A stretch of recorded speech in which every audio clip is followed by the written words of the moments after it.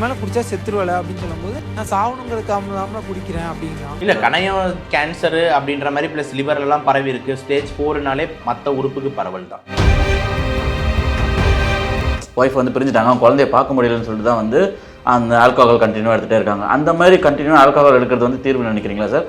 இல்லை இது வந்து ரொம்ப ரொம்ப ஒரு தவறான ஒரு இதுவாக போயிடும்.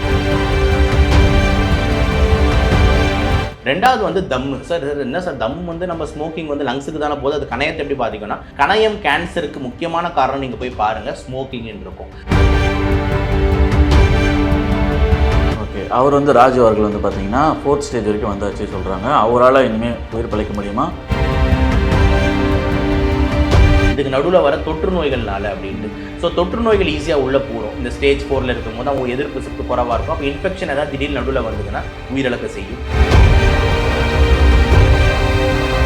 வணக்கம் சார். வணக்கம் சார். இன்ஸ்டாகிராம் இன்ஃப்ளூயன்சர் ரசிகர்களின் ரசிகர்னு சொல்லிட்டு ஒரு மணி இருக்காரு, இன்ஃப்ளூயன்சர் அவர். அவரோட தம்பி வந்து பார்த்தீங்கன்னா கணையம் அப்படின்ற ஒரு நோயால் வந்து பாதிக்கப்பட்டு சிகிச்சை பெற்று வந்துட்டுருக்காரு. கணையம்னா என்ன சார், மக்களுக்கு ஒரு தெளிவாக சொல்லுங்கள் சார். கணையம்ன்றது என்னென்னா பேன்க்ரியாஸ்ன்னு சொல்லுவாங்க. அப்படின்றது என்னென்னா நம்ம வயிறுன்னு எடுத்துக்கிட்டிங்கன்னா வந்து ரைட் சைடில் வந்து ஈரல் இருக்கும், லெஃப்ட் சைடில் வந்து பார்த்தீங்கன்னா நம்மளோட மண்ணீரல்னு சொல்லக்கூடிய ஸ்ப்ளீன் இருக்கும். இது ரெண்டுத்துக்கும் நடுவில் ஒரு இது தான் பார்த்தீங்கன்னா கணையம்னு சொல்லுவாங்க, பேன்க்ரியாஸ். இதோட மெயின் ஃபங்க்ஷன் வந்து 2 இருக்குது. ஒன்று வந்து பார்த்தீங்கன்னா வந்துட்டு செரிமான ஃபங்க்ஷன்ஸ், இன்னொன்று வந்து ஹார்மோனல் ஃபங்க்ஷன்ஸ். செரிமான ஃபங்க்ஷன்ஸ்ன்றது என்னென்னா நம்ம சாப்பிட்ற சாப்பாட்டுக்கு வந்துட்டு அது வந்து செரிமானம் பண்ணுறதுக்கு வந்து ஒரு டைஜஸ்டிவ் ஜூஸ் தேவை, செரிமான ஜூஸ் தேவை. அந்த ஜூஸ் கணையம் செக்ரேட் பண்ணுறது பேர் தான் கணையம் ஜூஸ்ன்னு சொல்லுவாங்க. அதாவது பேன்கிரியாட்டிக் என்சைம்ஸ் அப்படின்னு சொல்லுவாங்க. அந்த பேன்கிரியாட்டிக் என்சைம்ஸ் செரிமானத்துக்கு வந்து உதவுது. இது ஒன்று. ரெண்டாவது விஷயம் வந்து பார்த்தீங்கன்னா எண்டோக்ரைன் தான் ரொம்ப ரொம்ப முக்கியம். அதாவது ஹார்மோனல் இஷ்யூஸ். 2 விதமான செல் இருக்குது, ஆல்ஃபா செல், பீட்டா செல், அதுக்கப்புறம் டெல்டா செல், காமா செல்ஸ்ன்னு இருக்குது. அதில் முக்கியமான 2 ஆல்ஃபா அண்டு பீட்டா. ஆல்ஃபா செல் தான் வந்து குளுக்கோகான்னு ஒரு ஹார்மோன் ப்ரொடியூஸ் பண்ணுது. பீட்டா செல்ன்றது இன்சுலின் ஒரு ஹார்மோன் ப்ரொடியூஸ் பண்ணுது. இந்த இன்சுலின் நீங்கள் எல்லாரும் கேள்விப்பட்டிருப்பீங்க, என்னது இந்த சுகருக்கு போடுறோம். ஸோ இன்சுலின்ன்றது என்ன அப்படின்னா பார்த்தீங்கன்னா நம்ம உடம்புல இருக்கிற சுகரை வந்து பார்த்தீங்கன்னா ரத்தத்தில் இருக்கிற சுகரை வந்துட்டு நம்மளுக்கு நார்மல் ஆக்குறது, ரெடியூஸ் பண்ணுறது இன்சுலினோட வேலை. குளுக்கோகானோட வேலை என்னென்னா ரத்தத்தில் சுகர் லெவல் கம்மியாக இருந்ததுன்னா அந்த சுகரை ஏற்றுற வேலை. ஸோ இது எல்லாமே கணையம் பண்ணுற வேலை. ஸோ என்ன கணையம் பண்ணுறது வந்து செரிமானம் ப்ளஸ் இந்த இன்சுலின் ப்ளஸ் இந்த குளுக்கோகான். அதாவது நம்ம சுகர் கண்ட்ரோலோட முக்கியமான ஹெட்டாக இருக்கிறது நம்ம கணையம் தான். அப்போ கணையன்றது ரொம்ப பத்திரமா பாதுகாப்பாக பார்க்க வேண்டிய ஒரு விஷயம் தான். ஏன்னா அது அஃபெக்ட் ஆச்சுன்னா இந்த சுகர் டயபெட்டிஸ்ன்னு சொல்லக்கூடிய அந்த நீரிழிவு நோய் வந்து பார்த்தீங்கன்னா பிரச்சனை ஆகிறது, ஷூட்டப் ஆகிறதுக்கு முக்கியமான காரணம் கணையம் அப்படின்றத மாற்றுக்கிறது இல்லை. நோய்கள் பொறுத்த வரைக்கும் பார்த்தீங்கன்னா முக்கியமான காரணங்கள் அப்படின்னு எடுத்துக்கிட்டிங்கன்னா முதல் வந்து பார்த்தீங்கன்னா மது தான். ஓகேங்களா, ஆல்கஹால். ஸோ ஆல்கஹால் பொறுத்த வரைக்கும் நீங்கள் குடிக்கும் போது நிறைய குடிக்கும் போது முக்கியமான 2 விஷயங்கள் ஏற்படலாம். ஒன்று வந்து பார்த்தீங்கன்னா பேன்கிரியாடைட்டிஸ், அதாவது கணையம் வீக்கம் அடையக்கூடிய நோய் அப்படின்றது. அந்த பேன்கிரியாடைட்டிஸ் வந்து அக்யூட் அண்ட் கிரானிக் பிரிப்பாங்க. ஸோ வந்து மெயினாக மதுன்றது முதல் ரீசனாக வந்து அமையுது.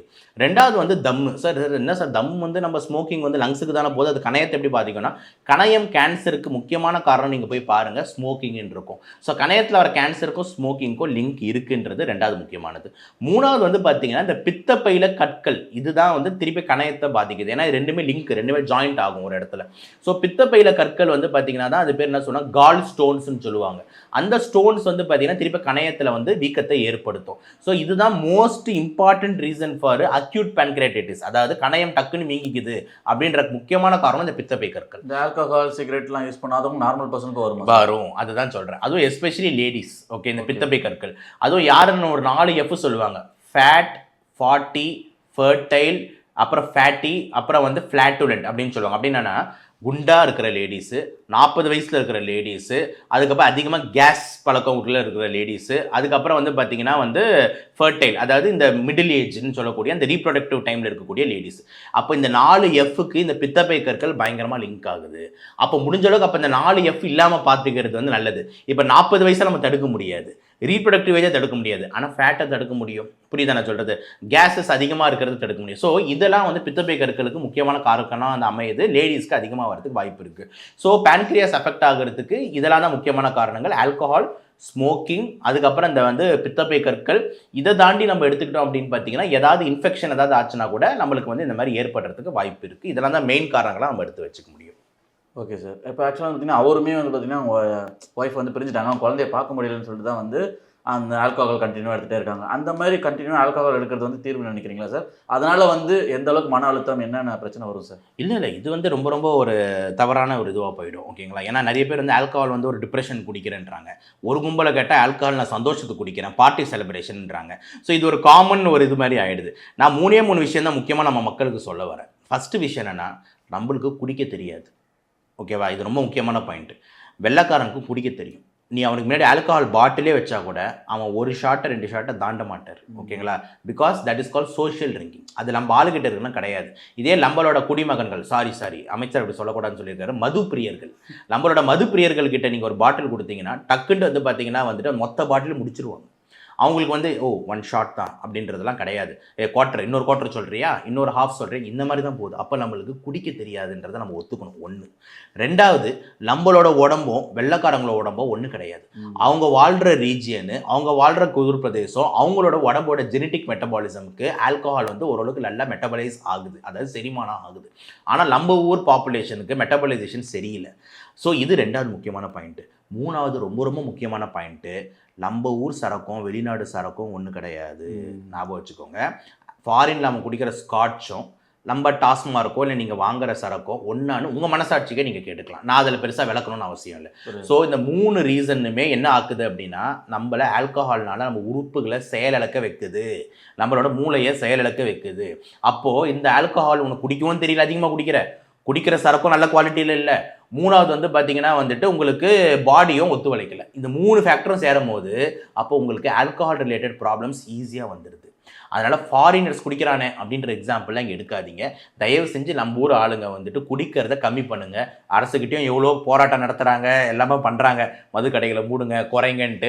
ஆனால் ஒரு சைடு வருமான காரணத்துக்காக அவனால் பண்ண முடியலன்னு நினைக்கிறேன். ஆனால் குடிமகன்களான நம்ம சிட்டிசன்ஸ், இந்த டைம் சொல்கிறேன், சிட்டிசன்ஸ் ஆன நம்ம வந்து பார்த்திங்கன்னா தயவு செஞ்சு வந்துட்டு இந்த குடிப்பழக்கத்துக்கு நம்ம போகாமல் முடிஞ்ச அளவுக்கு வந்துட்டு நம்ம வந்து அதுலேருந்து வெளியே வர்றது நல்லது.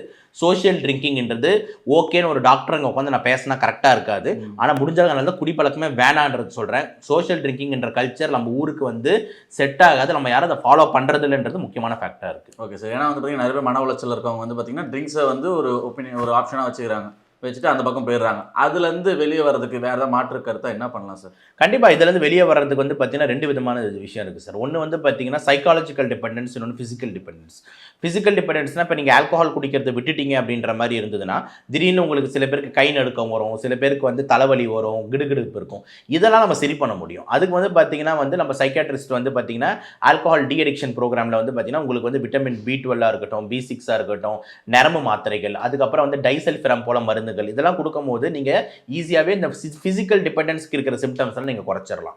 இன்னொன்று, இந்த சைக்காலஜிக்கல் டிபெண்டன்ஸ்க்கு நீங்கள் என்னென்ன மெயினாக பண்ண வேண்டியது இருக்குது அப்படின்ற மாதிரி இருந்ததுன்னா, முதல்ல வந்து நீங்கள் வந்து உறுதியாக இருக்கணும். ஏன்னா இப்போ நம்ம மது எனக்கு பிடிக்கும் அப்படின்ற அந்த காதல், அது மேலே இருக்கிற மோகம், அது மேலே இருக்கிற ஒரு லவ், இந்த லவ்வை வந்து நீங்கள் முதல்ல பிரேக் பண்ணி I don't love you, I hate யூன்ற ஆங்கிளில் நீங்கள் வந்து மாறணும். 1.